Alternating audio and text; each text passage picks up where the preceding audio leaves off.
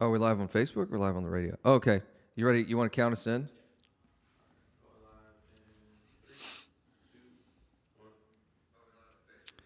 Welcome to the show, folks.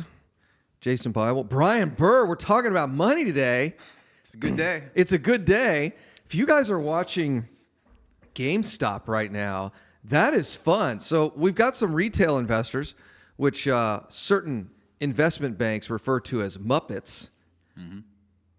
The institutional investors don't like retail investors. I can tell you that right now. And so on Reddit, a couple of guys got together and decided to go long buying GameStop stocks.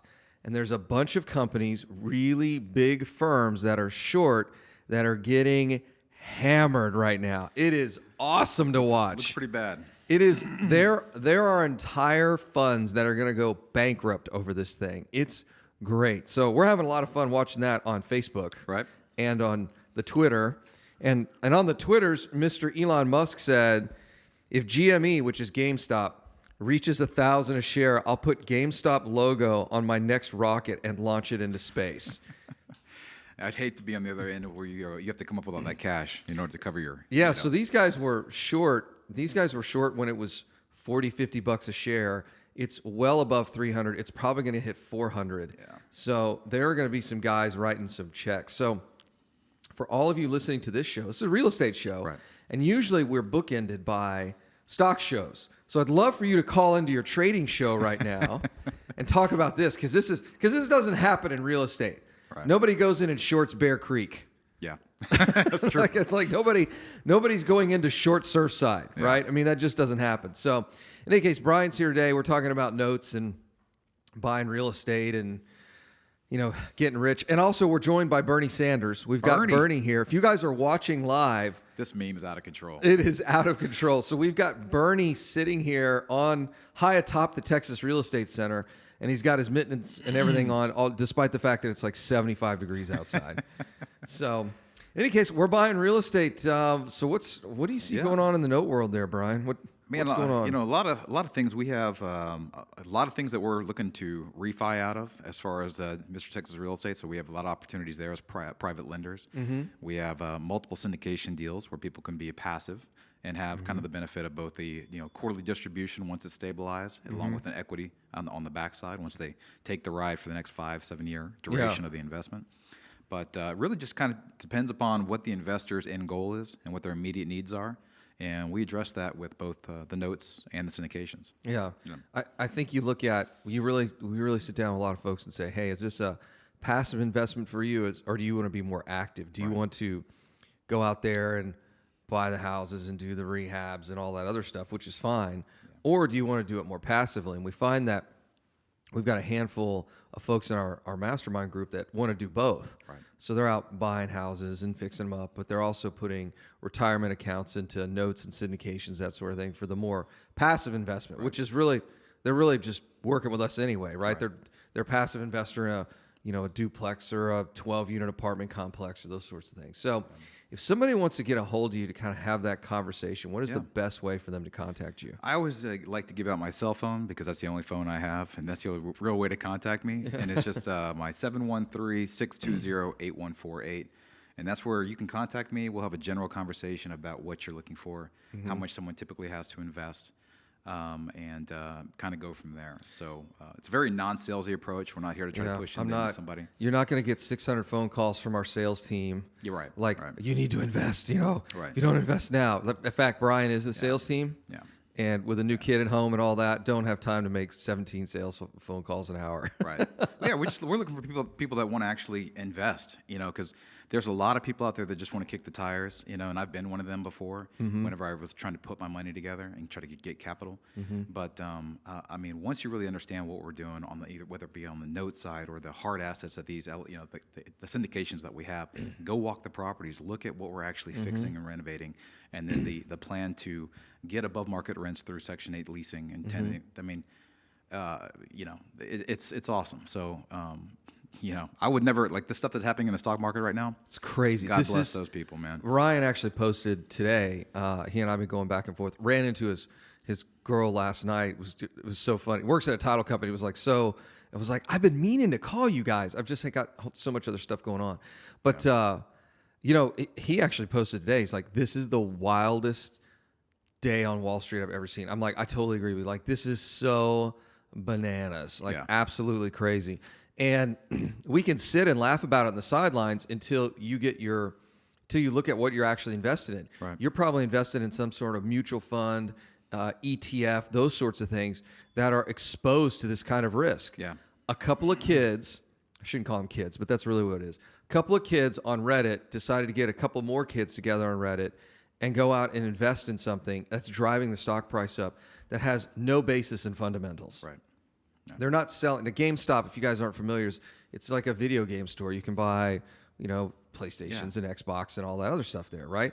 But I can tell you right now, they're not selling 100 PS5s a day at each store because you can't even get them, right?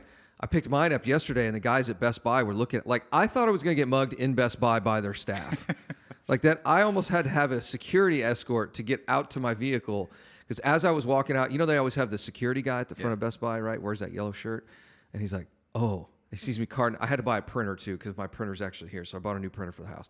So I'm rolling by him and he goes, all right, man, whatever they say, have a good day or whatever. And he looks over and goes, oh, you enjoy that.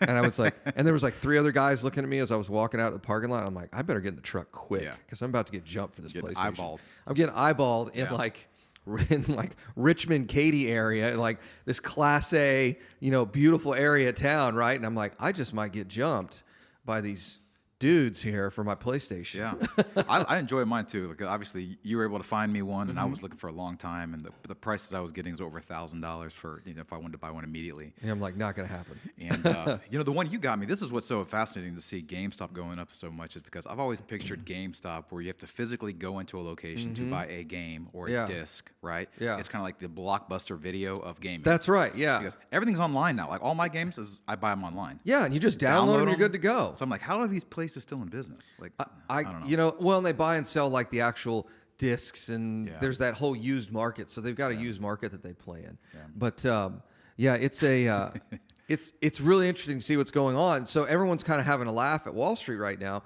But the problem is your retirement account, your mutual fund, your if you're in a pension, it would not surprise me if they're being exposed to this risk right now. Yeah. Somebody just got a wild hair and said, let's see how long we can do this. I mean, you look at the run on Tesla, you look at some of these other stocks and the things that have been going on for the last year, you really start looking around going, yeah, there's some good upsides there, but there's also some wicked downsides. When do we pull out of the market? And then I look at real estate and I'm like, this is such a no-brainer for us. I can go buy a single family house under $250,000 in Houston, Texas, and it's appreciating 20% a year. It's way safer. It's just from a risk management standpoint, I can buy this house that will never go to zero. I can tell you that right now. Right. Over the long term, they never go to zero. It cash flows today, so like a stock, I'm getting a dividend. Right. And I can get leverage on it. I can get a 30-year fixed rate mortgage. Yeah. And it's just a great little asset class to be in. So we've got some stocks, obviously, we talk about. I know you got some stocks. We're not a financial advice show with regards to that, but we're looking real hard at EXP. That's been a real shocker for the last 6 or 8 months. I like, regardless, a lot of people say it could be overpriced right now, but when we look at the potential growth on a company that has zero debt and has nothing but time and possibly the expansion of its reps nationwide. I know we're cutting them the clock. That's right. But it's pretty fascinating. Yeah, it's going to be fun to watch this one. And you and I started doing a little analysis. I didn't get much time last night to really start digging into a couple of things, but I think EXP is going to be a fantastic way to grow. And for those of you who want to be active in real estate, the best way to do it is to join our EXP team. Yeah. Because you get shares. They hand out shares like they're candy.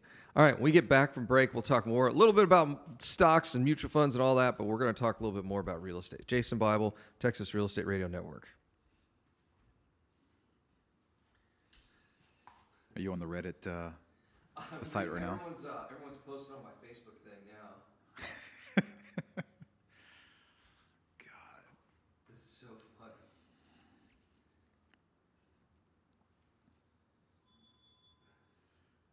it's funny. My predictions, bought a few shares, EXP, and I was like, anytime I've ever done the market, it drives the price down. Like whatever I buy goes down.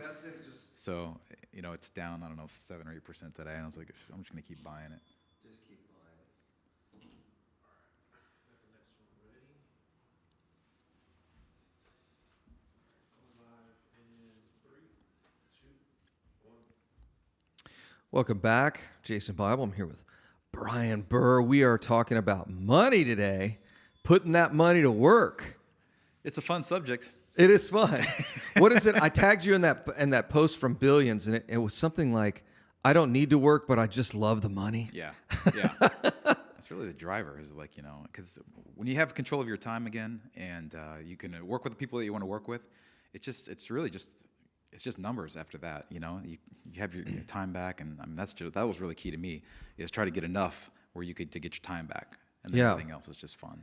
It was date night was last night. And we were talking about you and Chelsea with the new kiddo at home, and I said, one huge advantage they've got is you guys don't have to run off to a 60-hour-a-week job. Yeah. Like you guys can, if you decide you want to stay home, you just stay home. You did baby pictures. I thought that you were like, hey, I'll be in the office later. I'm like, you're not coming to the office later. It was all day baby photos, right? So get the kid to sleep. Yeah. So it's, to have that freedom, especially when the kids are really young like that, because they take a ton of time, right? And we've got meetings we got to go to from time to time, but it's not like you're having to punch a clock for 60, 80 hours a week and then do the dad thing at the same time. And then Chelsea doesn't have to do that either. So it's what people greatly discount. In fact, we have a video that's coming out pretty soon here about time. Time is the only variable that really matters. It's not the money. It's really the time. Yeah. It's funny, I was talking with Chelsea about, I was like, how soon could I open an account, put some money in it, and then have her, Emerson, do her first either note or investment? How young, or how? She could do it right now. Really? As long as she has a social security number. Well, we should have it soon. Yeah. Once you get a social, you obviously got a birth date. Yeah, right. And you got a social, you can go to Quest right now, open up an account. It's Coverdale account, right? Yeah, you can open up, if you want to do the education, the Coverdale account, you can open that up right now. Maybe I could do both, where I could have something where we could have something where she could spend it like the day she turns old enough to, spend it. Yeah, there's a couple of different things. If you want to do the education, you can do the Coverdale education. Don't do the 527? What's crazy is that education account, you cannot convert to a Coverdale. So for both my boys, I have a pile of cash in there that we can't do anything with other than kind of, invest in some random stuff. They won't let us put it into a Coverdale and then self-direct it, which if you could put it into a Coverdale, all you'd have to do is buy 2 or 3 houses in it. And college, grad school, med school, law school, it would all be paid for 100%, right?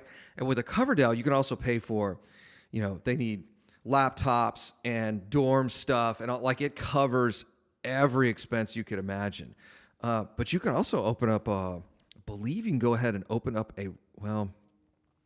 this is where you got to talk to Jeff Watson. We ought to have him on the show. If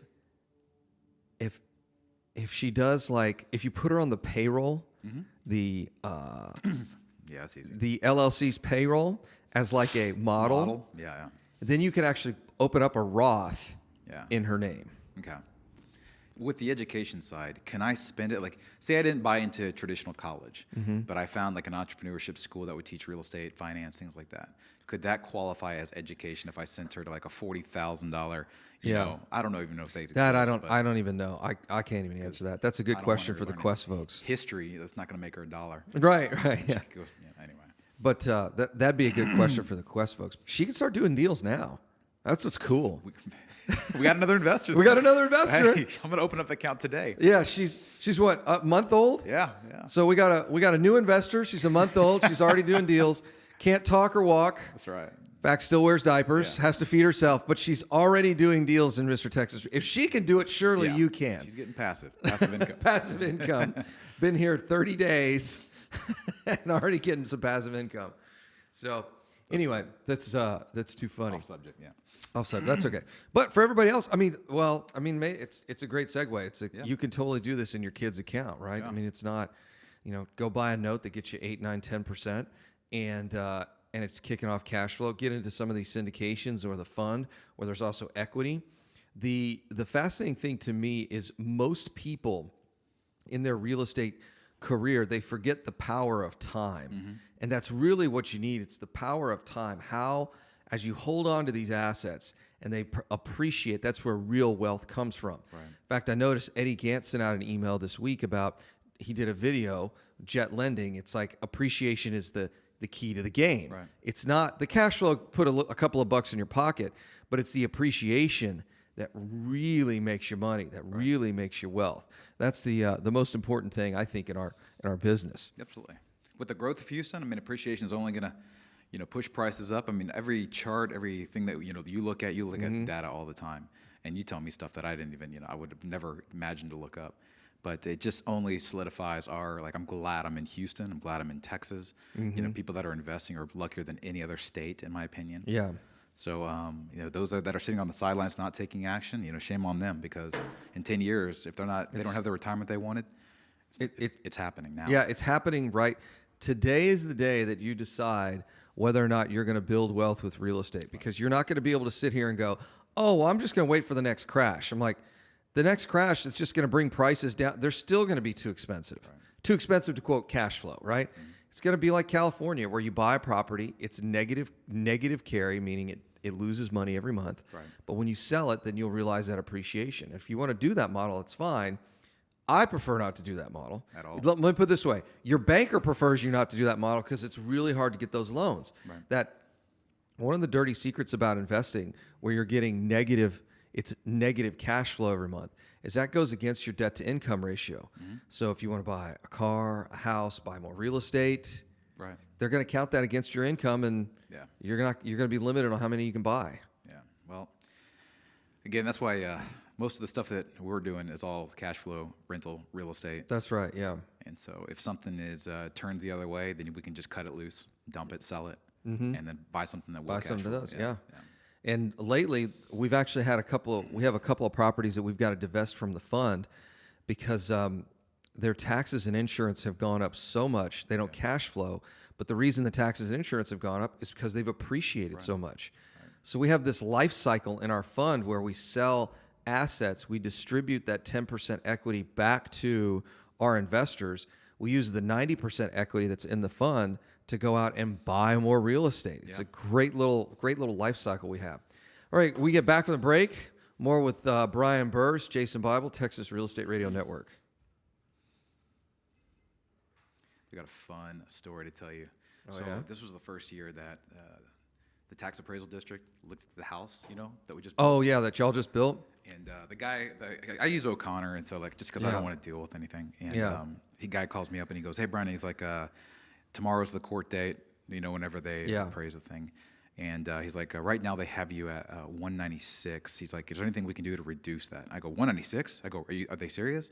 And he's like, "Yeah." He's like, "I know it's high." I go, "Man, that's a deal for me," because I was like, the house was like 4 something. Yeah. And I was like, "Take it." Take it, yeah. I was like, but he's like, "No, I think we can get more." So he hasn't called That's me yet. funny. So 196, you mean like 1.96 or 196? So I had this thought the other day that on my personal house, I'm like, should I sell it from one LLC to another? And then be like, well, this is what I technically bought it for. And I'm like, yeah, I don't know if I thought they'll probably catch on to that one. As long as you can keep your tax. Well, I guess if the tax thing is rolled back with Trump, because the first 10 is deducted against your income. Right, yeah. Anything over can't be. Yeah. Is that right? That's all. Yeah, that's the SALT provisions. Yeah. I imagine they'll roll that back just because it's Democrat states that get hammered with it. Yeah. Welcome back. Jason Bible, Texas Real Estate Radio Network. I'm here with Brian Burr. We were talking about money and passive income, really. Love it. That's the way to do it. It's the only way to do it. Yeah. How many deals have you probably been sent your way that's pie in the sky, sit and wait, 10 years later you'll be 10 times richer? Oh, you mean like the syndications and stuff I get sent, that sort of thing? It could be syndication based. It could be, whenever you're known as a guy who takes down deals or does deals, right? You're sent I get everything, sent stuff all the right? time. Real estate on the moon. Hey, we have this. I get real estate on the moon. I get bars, restaurants, hotels, manufacturing. I get it's so funny because I'll get somebody that reaches out to me, hey, Jason, I got this really interesting business proposition. I'm like, yeah, I've seen that 3 times in the last week. Like I've already seen it. So when you start to get into those circles as someone, because now we're doing, Rob and I are doing private placements now. We're investing in private companies. So now I'm getting a lot of the private company stuff. We're just now starting to kind of dip our toe into the VC angel world, which is just bananas. I mean, the numbers don't even make sense. It's like, we were actually talking about this at lunch yesterday, right? It's like, here's this fancy new medical device, and we swear we're going to get FDA approval, but of course you and I both know, like, great, you got FDA approval, but then how do you get into the hospital system? Like, that's a whole nother, I mean, that's like FDA approval 2X, right? It's just such a pain. So anyways, you start looking at all these different opportunities, and you can break down pretty quickly what's going to work and what isn't. But it's exciting to see. But yeah, all the 99% of the stuff out there is just pie in the sky nonsense. Have you ever invested in anything like what's one thing I can share my mind is I had a guy who filmed some stuff for me for a birthday video, right? Mm-hmm. And he calls me up and he goes, "Hey, I have this movie I'm going to be shooting down. It's about the narco journey into like the United States. Like it was an immigration, and he needed $10,000." And I was like, but he was like, it's going to sell. We're going to sell the movie, right? This is like now in its 3rd year. Yeah, the movie's already been out, hasn't been picked up by a main distributor yet. And so periodically I'll touch base with him. Yeah, say, hey, what's up with the $10,000? Yeah, is it gonna is there any interest on this? I'd rather you just tell me you're never going to pay me back. Yeah, so that I can leave you alone. But just tell me it's not going to happen. Yeah. I just did it because I knew I could lean on him for in the future if I ever needed something shot, filmed, whatever. And that's why I did it. But I knew the money was like... Yeah, it's gone. What's the craziest venture I've ever got involved in? I think we ended up turning it around. But we started a company, and I shouldn't name the name of the company because it's still out there operating. And we essentially built a title company and a skip trace along with a forensic genealogist. By the way, there are like 15 of these people in the country, forensic genealogists. Like this is like hardcore looking for heirs and all that. And we essentially built a title company inside of it to track down heirship. Really what we're doing is tracking down ownership. So we would track down so many heirs so deep that we would call random guy in California, like not random, but somehow associated with the property. We call, hey, Bob, my name's Jason Bible. I'm part of this company. And did you know you own a 1/25th interest in a house in Sunnyside, Texas? And they're like, and he says, I've never been to Texas before in my life. Like, how am I related to all this? So we were able to track down everybody associated with these properties. Now, the problem with that is to set all that up. Like, you got to think, you have a CRM, like you have a back-end CRM system, a computer system that manages the marketing to find these properties and then to find all these people and then to juggle all of the title stuff. Like we were taking deeds and all. I mean, it was really complicated business. Right. I had $500,000 in cash into that thing before it ever made a dime. And it started making money, but it wasn't. And this is one of the reasons I sold some of that stuff to my former business partner. I'm like, I could see if this gets really big and we get a whole team, and I could see it making tons and tons of money. Yeah. But it was taking so long. We spent just on the CRM side, I spent close to a year, and I think I spent 50, 60 grand just getting the CRM up and running. I mean, it's a lot, It's a lot. And then what ends up happening with a lot of these properties, so okay, let's say, Brian, you're the single holdout. You're the 1/100th interest in this property, and you're the holdout because you think you're going to get a lottery ticket. And we're talking about a house that might be worth $200,000 when it's all fixed up on whatever side of town. So now what do we do? Well, we got to take them to court. Right. We can do a trespass to try title lawsuit. Like we can do all this stuff. So then it gets crammed up in the court system for 2 or 3 years, and that was before Corona. And this is Texas, where. Like I got buddies that do this like up in New York. I got a buddy of mine does very similar business model up in New York City. And he's like, man, I've got stuff in litigation for almost a decade. Yeah. Now they're going to make a pile of money, but when you start going down this is why I keep telling people, like when you go down this rabbit hole of like wholesaling and skip tracing and all that, I'm like, look, man, if you can't get it within a couple of errors, Like, it just doesn't work. I got money on a deal. I drive by it every now and then. I'm working with Matt over at Senna. We've had it under contract for a year and a half. I got $5,000 or $10,000 in earnest money over there, and I drive by it, and I'm like, we can't. It's funny. The guy who thinks he's selling it, he's a part owner, but he thinks the other people are also owners. And we're like, we sat down with a title company one day. We said, no, dude, it's who you think are these owners are not them, because here's the other thing. There's a lot of, how can I put this lightly? There are a lot of families that don't really know who the legal brother and you don't know who the legal siblings are. Oh, yeah.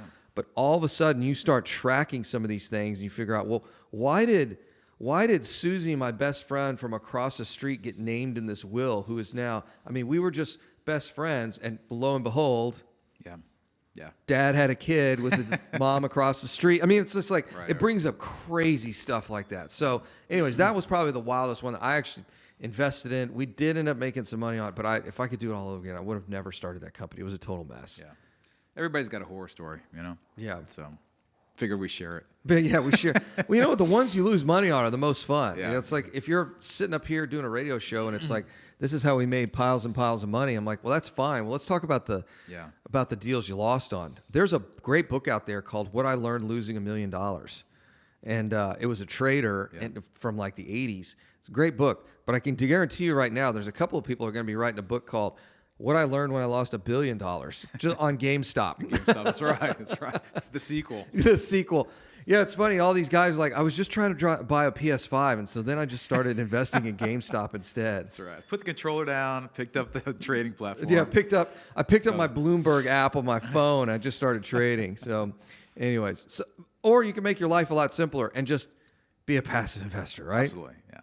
Depends on what your appetite is for risk and for adventure. And, you know, some people are born with the gift to want to flip. You know, I've done flips before. You've done flips before. And so it just really, you know, it requires your time and energy. And so, but that's why I think everybody has a different phase in life too, because there's the capital acquisition phase of your life where you need deals to get equity, big chunks of cash, where you can put them either passively or actively back into your real estate. But then you get to a point in life where it's like maybe it's, you know, when you're older or you have more reserves where you just want to remain passive. Let somebody else do the work for less, you know, maybe less reward, less rate, possibly. Because the people who are doing all the active, heavy lifting, they're the ones that should be eating, you know, getting the bigger piece of the pie. Right. Yeah. If you're out there finding the deals, getting them rehab, getting them rented. I mean, obviously you're going to take the lion's share of the profit. However, you can take, like we were meeting with some investors last week, and they said, well, we'd like some equity on this. I'm like, hey, that's fine, as long as you guys are willing to take the ride with us. Right. You know, the equity doesn't happen day one. So it's all right. When we get back from the break, we will talk more with Brian. This is Jason Bible, Texas Real Estate Radio Network. Is that 3 or 4? 3. We got one more.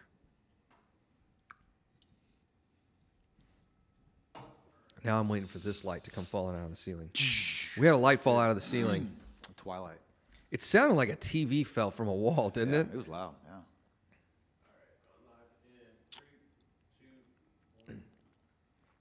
Welcome back, Texas Money Wednesday. Thanks for having me, Jason. Oh, you are welcome. Welcome to the show, buddy. And we got Bernie here. We got the Burn that has joined us for the duration of the show with his mittens on, high atop the Texas Real Estate Center. So, selling notes, doing syndications, doing all that fun stuff, all passive investing. Yep. You're kind of done with the active investing side. You know, it's funny because you know, we send out some stuff, the things that we're doing, and you'll get people that's kind of like they just hit you a quick reply, like interested, right? Yeah, I'm interested in this deal, bro. And I can already tell that person's going to waste my time. But out of courtexy, you know, I always reach out to them and say, hey, thanks for your reply. Your verbose reply. Yeah, you're so excited. And I say, like, if you would like to jump on a quick phone call to find out a little bit more about your needs, things that you're looking for, and of course, just get the ghost. It's a radio silence, yeah. And so I'm like, you know, I like people that, you know, we have several that come in here and like they are what do they call them? Red apples. These guys are ready to go. Yeah. They've seen the program, they watch your shows, things like that. And it's in real estate. So we have some type of like tie collateralized to an asset or something. But I can't stand people that waste my time, waste our time. Yeah. Right? Oh, yeah. Drives me nuts. And so like I find out pretty quickly who I never want to work with based upon a few interactions with them, you know. So I always get the you get the interested, then it goes radio silence, and then you'll get I'll get a follow-up email like a month later. Hey, yeah, we're interested, and we're like, well, what happened to the last email? Things haven't changed. We're still buying more real estate. Actually, you know, one thing has changed.